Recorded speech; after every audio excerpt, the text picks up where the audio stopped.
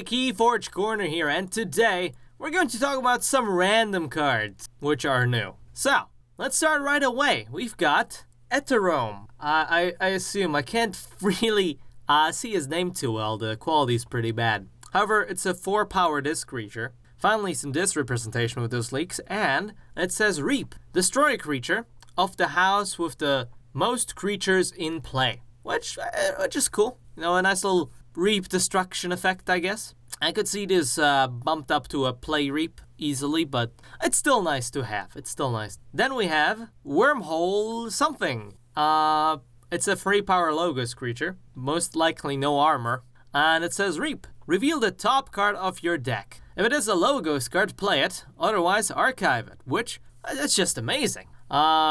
I like this one a lot. It's obviously not protected by anything, just a reap creature.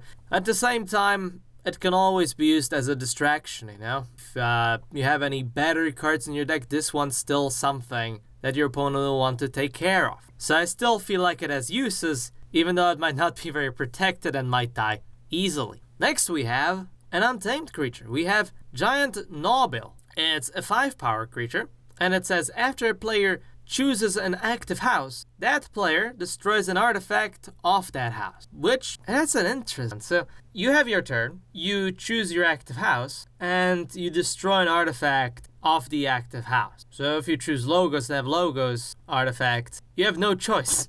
You have to destroy an artifact of that house. So it seems bad at first. It does say after a player chooses an active house, that player destroys an artifact. So this also is active during your opponent's turn. So it's a counter for your opponent's artifact. So let's say, for example, Redacted, the card that a lot of people went crazy about in Age of Sanshin. This is basically the best counter against it. If your opponent doesn't have any other artifacts to destroy instead of it, it's just gonna die. And even if he does, let's remember Redacted needs you to call Logos for like 4 turns. So you will basically have to just keep placing artifacts of Logos so you can keep protecting it, but that's not gonna happen. Obviously, he can very easily just destroy Gnawbill through an effect or through battle. However, it still can be used to stall your opponent or, you know, control him slightly so that he doesn't, for example, use the house, which has a lot of artifacts, and if he does, well, he pays. So it's a nice greed control card, basically. I like it. And now we have 2 more cards to talk about today. We have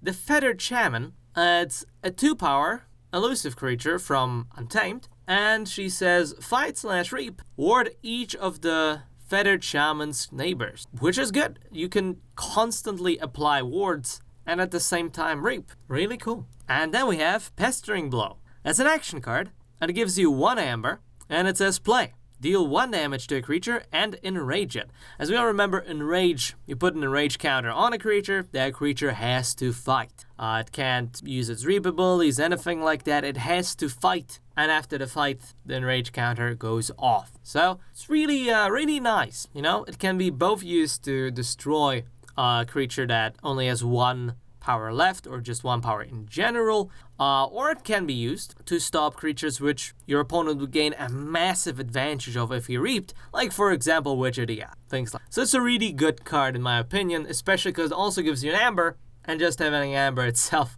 already gives you a huge advantage. Anyway, those are all the cards I have for you guys today. If you want to see any more leaks, I'm sure I'll have some more to talk about in the future, so if you're interested, why don't you subscribe? So, at the Keyforge Corner, hope you guys keep on forging those keys, and I will see you tomorrow.